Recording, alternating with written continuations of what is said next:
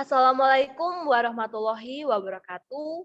Kami dari kelompok 6 akan membahas mengenai materi yang telah kami diskusikan, yaitu mengenai urgensi dan tantangan ketahanan nasional bagi Indonesia dalam membangun komitmen kolektif yang kuat dari seluruh komponen bangsa untuk mengisi kemerdekaan Indonesia. Next slide. Di sini ada beberapa pokok bahasan yang akan kami bahas. Yang pertama yaitu mengenai konsep ketahanan nasional. Yang kedua yaitu mengenai alasan perlunya ketahanan dan bela negara. Lalu pokok bahasan yang ketiga adalah sumber historis, sosiologis, dan politik tentang ketahanan nasional dan bela negara. Pokok bahasan yang keempat ada dinamika dan tantangan ketahanan nasional dan bela negara. Lalu pokok bahasan yang kelima adalah esensi dan urgensi ketahanan nasional dan bela negara. Next slide. Di sini saya akan menjelaskan sedikit mengenai konsep ketahanan nasional. Jadi, ketahanan nasional adalah suatu kondisi dinamis suatu bangsa yang berisi keuletan dan ketangguhan yang mengandung kemampuan mengembangkan kekuatan nasional dalam menghadapi dan mengatasi segala ancaman, gangguan, hambatan, dan tantangan baik yang datang dari luar maupun dari dalam negeri, yang langsung maupun tidak langsung membahayakan integritas, identitas, kelangsungan hidup bangsa dan negara, serta perjuangan dalam mengejar tujuan nasional Indonesia. Untuk materi selanjutnya akan dibahas oleh rekan saya pada Januar Panjaitan, dipersilahkan.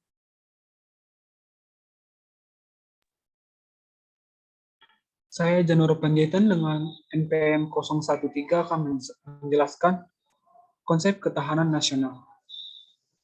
Konsepsi ketahanan nasional atau TAMNAS Indonesia adalah konsepsi pengembangan kekuatan nasional melalui pengaturan dan penyelenggaraan kesejahteraan dan keamanan yang seimbang, serasi, dan selaras dalam seluruh aspek kehidupan secara utuh dan menyeluruh dan terpadu berlandaskan Pancasila, Undang-Undang Negara Republik Indonesia tahun 1945, dan wawasan Nusantara. Terdapat 3 pengertian ketahanan nasional atau disebut sebagai wajah ketahanan nasional, yakni ketahanan nasional sebagai konsepsi dan doktrin, yang kedua ketahanan nasional sebagai kondisi, yang ketiga ketahanan nasional sebagai strategi atau cara atau pendekatan. Selanjutnya, kondisi ketahanan nasional suatu bangsa dipengaruhi oleh berbagai macam variabel yang saling berkaitan. Kestabilan ekonomi, keamanan dalam negeri, politik dalam dan luar negeri adalah beberapa variabel yang mempengaruhi kondisi ketahanan nasional. Selanjutnya, Indonesia sebagai negara kepulauan tentunya memiliki berbagai bentuk potensi ancaman, hambatan, tantangan, dan gangguan yang dapat mengganggu stabilitas keamanan dan dalam negeri. Oleh karenanya, stabilitas keamanan dalam negeri sangat berpengaruh dalam menjaga ketahanan nasional. Next. Korelasi asas ketahanan nasional dengan kondisi stabilitas keamanan dalam negeri. Yang pertama, ada asas kesejahteraan dan keamanan. Yang kedua, ada asas komprehensif, integral, atau menyeluruh terpadu. Yang ketiga, asas mawas ke dalam dan mawas keluar. Yang keempat, ada asas kekeluargaan. Yang pertama, asas kesejahteraan dan keamanan. Kesejahteraan dan keamanan dapat dibedakan tetapi tidak dapat dipisahkan dan merupakan kebutuhan manusia yang mendasar serta esensial. Kesejahteraan dan keamanan bila diibaratkan sebagai 2 sisi mata uang. Keberadaan yang satu dengan yang lainnya saling berpengaruh dan saling menguntungkan. Kondisi stabilitas keamanan dalam negeri yang kondusif dan terkendali akan memberikan lingkungan positif dalam pertumbuhan ekonomi sekaligus titik tolak peningkatan kesejahteraan. Dengan demikian, kesejahteraan dan keamanan merupakan asas dalam sistem kehidupan nasional. Tanpa kesejahteraan dan keamanan, sistem kehidupan nasional tidak akan dapat berlangsung sehingga dengan demikian, kesejahteraan dan keamanan merupakan nilai intrinsik yang ada pada sistem kehidupan nasional itu sendiri. Yang kedua ada asas komprehensif, integral atau menyeluruh terpadu. Sistem kehidupan nasional mencakup segenap aspek kehidupan bangsa, secara utuh menyeluruh dan terpadu dalam bentuk perwujudan persatuan dan perpaduan yang seimbang, serasi, dan selaras dari seluruh aspek kehidupan masyarakat, berbangsa, dan bernegara. Dalam sudut pandang stabilitas keamanan dalam negeri ini, berarti bahwa stabilitas keamanan dalam negeri harus dapat dilaksanakan secara komprehensif, integral, atau menyeluruh, terpadu, dan tidak dapat dilaksanakan secara parsial. Kondisi stabilitas keamanan dalam negeri harus dapat diciptakan di seluruh wilayah Indonesia sebagai satu kesatuan yang pada akhirnya dapat menciptakan ketahanan nasional. Yang ketiga ada asas mawas ke dalam dan mawas keluar. Sistem kehidupan nasional merupakan segenap aspek kehidupan bangsa yang saling berinteraksi. Di samping itu, sistem kehidupan nasional juga berinteraksi dengan lingkungan sekelilingnya. Dalam proses interaksi tersebut, dapat timbul berbagai dampak, baik yang bersifat positif maupun negatif. Terkait dengan terciptanya stabilitas keamanan dalam negeri, asas mawas ke dalam dan mawas keluar memiliki makna untuk selalu tetap waspada akan perkembangan situasi yang terjadi, khususnya yang akan mengganggu stabilitas keamanan dalam negeri. Hal tersebut membutuhkan kepedulian dari seluruh komponen bangsa untuk ikut bertanggung jawab dan menciptakan kondisi stabilitas keamanan negeri yang pada akhirnya akan mewujudkan ketahanan nasional. Yang keempat ada asas kekeluargaan.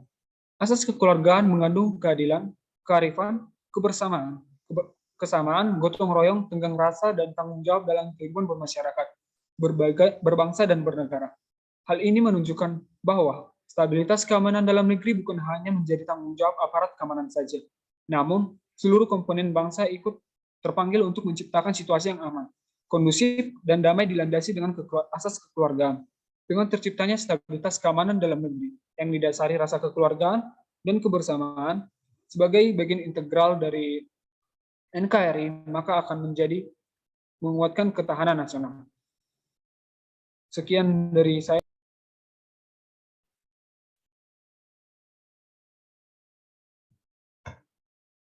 Baik, untuk selanjutnya, di sini saya Putri Handayani dengan nomor MPM 2111031018. Di sini saya akan melanjutkan pemaparan materi mengenai mengapa ketahanan nasional dan bela negara itu diperlukan.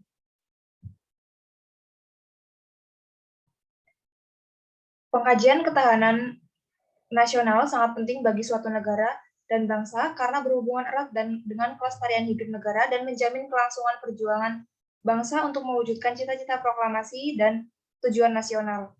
Dalam konteks tersebut, sesungguhnya setiap bangsa dalam mengembangkan dan mewujudkan ketahanan nasionalnya berbeda-beda. Hal ini disesuaikan dengan falsafah, kebudayaan, bahkan sampai pada sejarah yang terjadi pada bangsa tersebut. Ketahanan nasional diperlukan bukan hanya sebagai konsepsi politik saja, melainkan sebagai kebutuhan yang diperlukan dalam menunjang keberhasilan tugas pokok pemerintah, seperti tegaknya hukum dan ketertiban, terwujudnya kesejahteraan dan kemakmuran, terselenggaranya pertahanan dan keamanan, terwujudnya keadilan hukum dan keadilan sosial, serta terdapatnya kesempatan rakyat untuk mengaktualisasikan diri. Dalam 5 tahun terakhir ini, posisi Indonesia dalam kondisi kurang tangguh. Hal ini berdasarkan hasil yang dirilis oleh Laboratorium Pengukuran Ketahanan Nasional. Tantangan tersebut harus segera dicarikan solusinya. Salah satu yang harus ditingkatkan dan dioptimalkan yakni bela negara. Dalam Undang-Undang Dasar 1945 Pasal 30 dan Undang-Undang Nomor 3 Tahun 2002 sudah diamanatkan terkait dengan bela negara ini. Kondisi kekinian yang terjadi di Indonesia, seharusnya bela negara dapat disesuaikan dalam penerapannya dengan program-programnya melalui nilai-nilai yang adaptif dengan kekinian. Penyesuaian ini dilakukan supaya lebih menarik dan dapat menumbuhkan sikap bela negara guna dicarikan solusinya dari berbagai macam masalah di Indonesia. Ketahanan nasional sendiri diperlukan untuk mendukung keberhasilan misi utama pemerintah, antara lain untuk terpeliharanya hukum dan ketertiban, terwujudnya kemakmuran dan kesejahteraan, terselenggaranya pertahanan dan keamanan, terwujudnya keadilan dan keadilan sosial hukum, serta kesempatan bagi rakyat untuk mencapai kelangsungan hidupnya, bangsa dan negaranya. Tujuan tersebut dapat dicapai dengan cara berikut. Yang pertama yaitu ketangguhan. Ketangguhan di sini adalah kekuatan yang menyebabkan seseorang atau sesuatu dapat bertahan, kuat menderita, atau dapat menanggulangi beban yang dipikulnya. Yang kedua yaitu keuletan. Keuletan di sini adalah usaha secara giat dengan kemampuan yang keras dalam menggunakan kemampuan tersebut di atas untuk mencapai tujuan. Yang ketiga, identitas. Identitas yaitu ciri khas suatu bangsa atau negara dilihat secara keseluruhan. Negara dilihat dalam pengertian sebagai suatu organisasi masyarakat yang dibatasi oleh wilayah dengan penduduk sejarah pemerintah dan tujuan nasional, serta dengan peran internasionalnya. Lalu yang keempat ada integritas. Integritas itu kesatuan menyeluruh dalam kehidupan nasional suatu bangsa, baik unsur sosial maupun alamiah, baik bersifat potensial maupun fungsional. Yang kelima ada ancaman. Yang dimaksud di sini adalah hal atau usaha yang bersifat mengubah atau merombak kebijaksanaan, dan usaha ini dilakukan secara konseptual, kriminal, dan politis. Lalu yang terakhir yaitu hambatan dan gangguan. Hambatan dan gangguan itu hal atau usaha yang berasal dari luar dan dari diri sendiri yang bersifat dan bertujuan melemahkan atau menghalangi secara tidak konseptual. Baik, untuk selanjutnya akan dilanjutkan oleh rekan saya. Baik, di sini saya Siti Atika Zahra dengan ujung NPM 019 akan melanjutkan materinya. Ketahanan nasional merupakan hal mutlak yang diperlukan bangsa Indonesia dalam menjalankan kehidupan berbangsa dan bernegara, serta dalam pemerintahan. Ketahanan nasional juga memiliki fungsi untuk menjamin identitas, integritas, dan kelangsungan hidup negara, serta menjaga eksistensi usaha agar mencapai kepentingan nasional. Nah, alasan diperlukannya ketahanan nasional serta bela negara ini ada 3. Yang pertama, sebagai daya tangkal dari segala bentuk gangguan atau ancaman, serta hambatan dan tantangan. Yang kedua, menjadi petunjuk arah bagi bangsa untuk mengembangkan potensi dan kekuatan bangsa dalam bidang politik, ekonomi, ideologi, serta sosial budaya. Yang ketiga, memudahkan dalam menyatukan pola pikir, pola tindak, serta cara kerja intersektor, antar sektor, dan multidisipliner. Nilai-nilai nasionalisme dan bela negara menjadi pijakan dalam membangun kekuatan nasional yang akan menjadi kekuatan pertahanan negara Indonesia yang tangguh dan kuat. Kedua komponen tersebut menjadi prasyarat dari sudut pandang yang harus selalu dibina dan dikembangkan secara terus-menerus, terpadu, dan berkelanjutan.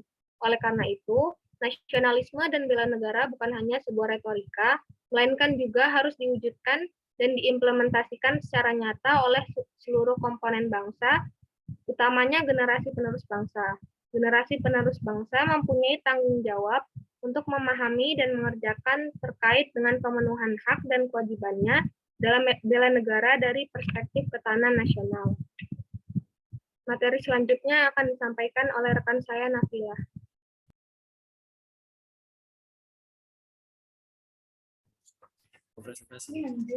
Baik, materi selanjutnya yaitu sebelumnya izin memperkenalkan diri, nama saya Nafila Sofazara dengan ujian NPM 041. Materi berikutnya adalah sumber historis, sosiologis, dan politik tentang ketahanan dan bela negara. Yang pertama itu ada sumber historis. Ketahanan nasional bermula pada tahun 1960-an. Pada masa itu sedang meluasnya pengaruh komunisme yang berasal dari Uni Soviet dan Cina. Sejarah keberhasilan Indonesia dalam melawan komunis dengan ketahanan nasional berlandaskan ideologi. Pada tahun 1969 lahirlah istilah ketahanan nasional yang intinya adalah keuletan dan daya tahan suatu bangsa dalam menghadapi ancaman. Dan pada tahun 1973 secara resmi konsep ketahanan dimasukkan ke dalam GBHN, yakni TAP MPR nomor 4/MPR/1978. Berikutnya adalah sumber sosiologis. Ketahanan nasional bermula dari ancaman setelah Perang Dingin terhadap budaya dan kebangsaan. Inti ketahanan nasional pada dasarnya berada pada tataran mentalitas bangsa Indonesia sendiri dalam menghadapi dinamika masyarakat itu sendiri. Yang ketiga yaitu sumber politik. Ketahanan nasional dewasa ini sangat dipengaruhi oleh kondisi ketidakadilan sebagai musuh bersama. Konsep ketahanan juga tidak hanya ketahanan nasional, tetapi sebagai konsepsi yang berlapis atau ketahanan berlapis. Lembaga Ketahanan Nasional RI sebagai lembaga yang mengembangkan konsep ketahanan nasional Indonesia sudah membuat badan khusus yang bertugas mengukur tingkat ketahanan Indonesia. Badan ini dinamakan Laboratorium Pengukuran Ketahanan Nasional sebagai bagian dari Lemhanas RI. Sekian materi dari saya, berikutnya akan dilanjutkan oleh rekan saya, yaitu Griselda. Baik, sebelumnya izin memperkenalkan diri, nama saya Griselda Ladiwana Maharani dengan ujung NPM 096. Di sini saya akan menjelaskan dinamika dan tantangan ketahanan nasional dan bela negara. Ketahanan nasional Indonesia bersifat dinamis. Ketahanan nasional melindungi bangsa Indonesia dari ancaman yang berbahaya bagi bangsa Indonesia, baik dari dalam maupun luar negeri. Ketahanan nasional Indonesia adalah kondisi dinamis bagi bangsa Indonesia yang meliputi segenap aspek kehidupan nasional yang terintegrasi. Ketahanan nasional mengandung kemampuan untuk mengembangkan kekuatan nasional dalam menghadapi dan mengatasi segala ancaman, gangguan, hambatan, dan tantangan baik yang datang dari luar maupun dari dalam negeri. Sekarang ini sedang maraknya ancaman yang timbul dari luar bangsa Indonesia yang cukup mengganggu kelangsungan dan kesejahteraan masyarakat Indonesia yang dapat merusak keadaan sosial masyarakat Indonesia. Salah satu permasalahan pokok lain ketahanan nasional Indonesia itu adalah bagaimana menciptakan hubungan bilateral yang simetris dengan negara-negara lain. Hubungan simetris ini dimaksudkan sebagai hubungan yang didasari motivasi kerjasama, saling menguntungkan, dan saling menghormati dalam arti duduk sama rata dan tegak sama tinggi. Dalam kenyataan, tipe hubungan simetris ini sulit dilaksanakan terutama dalam interaksi dengan negara-negara maju. Sebagai contoh, hubungan bilateral Indonesia dengan negara-negara Eropa dan Amerika Serikat. Hubungan itu pada umumnya bersifat asimetris. Indonesia dianggap hanya berpotensi sebagai negara menengah atau kekuatan regional di mana ekonominya belum begitu kuat dalam peraturan internasional. Indonesia dianggap sebagai negara periferi atau pinggiran dalam sistem politik internasional yang dikuasai negara ini, dalam hal ini yaitu Amerika Serikat. Sekian materi yang dapat saya sampaikan, selanjutnya akan dilanjutkan oleh Dina Marcella. Baik, izin memperkenalkan diri, nama saya Dina Marcella dengan ujung NPM 042. Di sini saya akan menjelaskan tentang globalisasi. Globalisasi dibagi menjadi dua, yaitu banyak kemajuan teknologi. Kita dapat menemukan produk buatan dari negara lain dengan mudah. Kita mudah mengenal kebudayaan dari negara lain. Yang kedua, ada ancaman bertambah. Kurangnya pemahaman masyarakat mengenai pentingnya pertahanan nasional dan bela negara yang dapat dilakukan dari hal-hal kecil yang sangat berpengaruh besar terhadap kondisi ketahanan nasional. Slide selanjutnya. Esensi dan urgensi ketahanan nasional dan bela negara.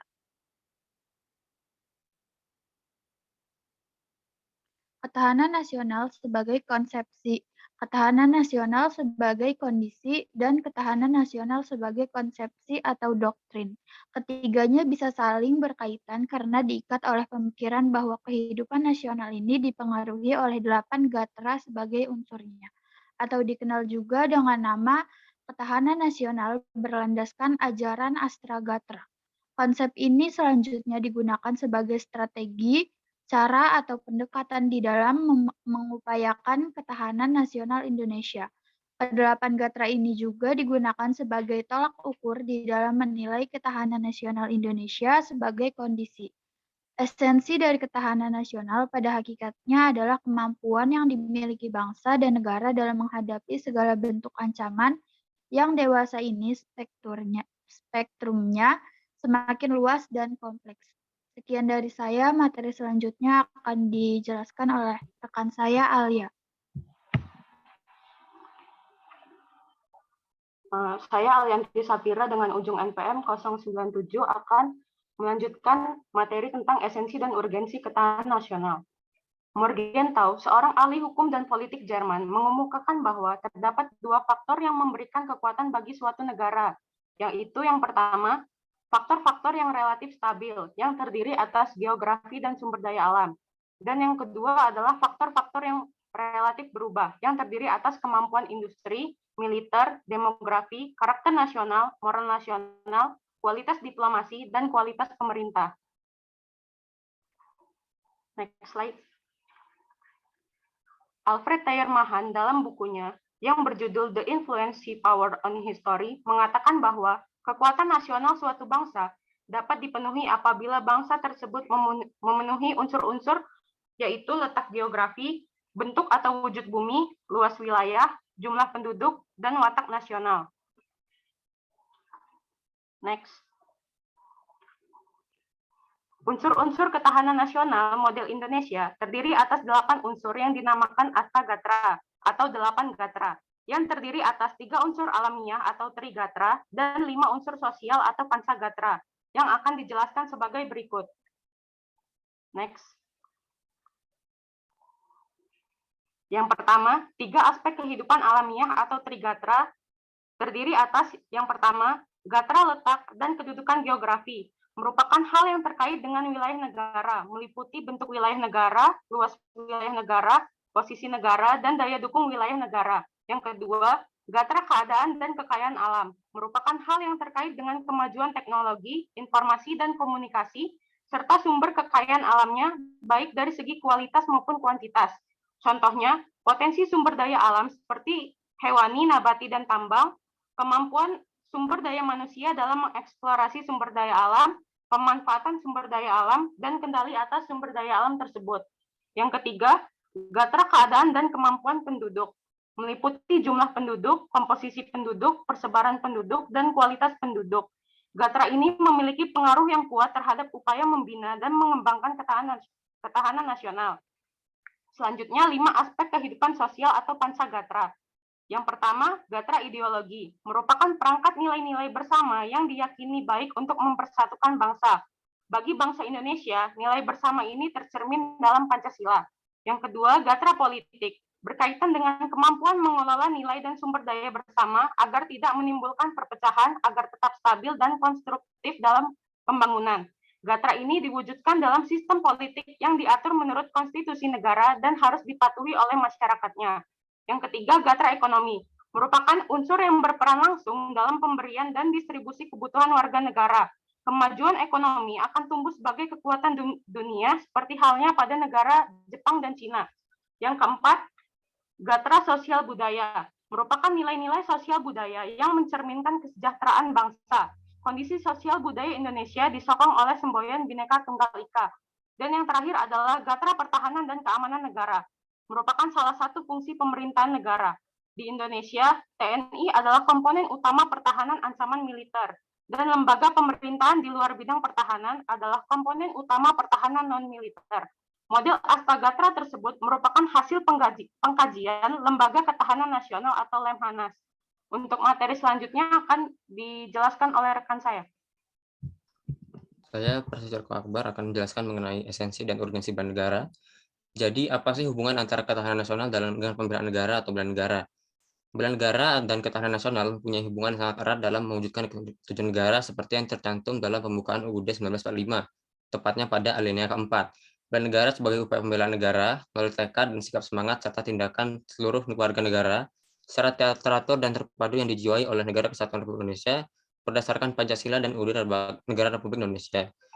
Begitu pula dengan ketahanan nasional, yang mana merupakan kondisi dinamis bangsa berdasarkan keuletan dan ketangguhan yang mengandung kemampuan untuk mengembangkan kekuatan nasional dan mengatasi segala bentuk tantangan, ancaman, hambatan, dan gangguan, baik dari luar maupun dari dalam, langsung maupun tidak langsung. Selanjutnya, bela negara dapat dilakukan dengan 2 cara. Yang pertama adalah secara fisik. Menurut Undang-Undang Nomor 3 Tahun 2002 tentang Pertahanan Negara, keikutsertaan warga negara dalam bela negara secara fisik dapat dilakukan dengan menjadi anggota TNI, Tentara Nasional Indonesia, dan pelatihan dasar kemiliteran. Selanjutnya, yang kedua adalah secara non-fisik. Menurut Undang-Undang Nomor 3 Tahun 2002 tentang Pertahanan Negara, keikutsertaan warga negara dalam bela negara secara non-fisik dapat diselenggarakan melalui pendidikan, kewarganegaraan, dan pengabdian sesuai dengan Profesi Pendidikan Kewarganegaraan. Profesi Pendidikan Kewarganegaraan diberikan dengan maksud menanamkan semangat kebangsaan dan cinta tanah air. Contohnya adalah dewasa ini membayar pajak sebagai sumber pembiayaan negara merupakan bentuk nyata bela negara non-fisik dari warga negara terutama dalam hal ketahanan nasional di bidang ekonomi. Mungkin itu saja yang dapat saya sampaikan. Selanjutnya saya serahkan kembali kepada moderator.